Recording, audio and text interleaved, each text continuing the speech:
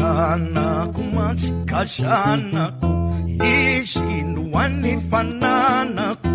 izy no tompony aiko, bandidy sy tena pipakyo, nilomako rano tsy tiany, namosako ireo fifaliany, niankinako rindriny rehefa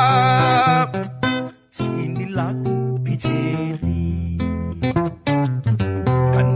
Zanako mantsikasanako, izy no an'ny fananako, izy no tompony aiko, bandidy sy tena pipakyo,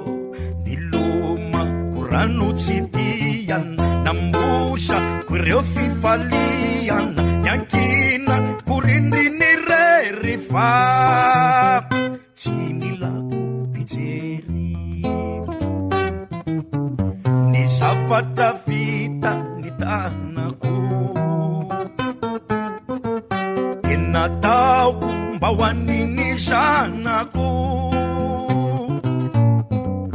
ka na ino na loza miatra, ny zanako tsy mba hahatra, aina avy aminy aino ka tsy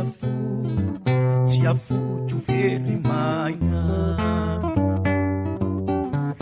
Zavatra vita ny tanako, tena taoko mba ho an'iny zanako, ka na ino na loza miatra, ny zanako tsy mba hahatra, aina avy aminy aino ka tsy afoto very maina. Zanako mantsikasanako, izy no an'ny fananako, izy no tompony aiko, bandidy sy tena pipakyo,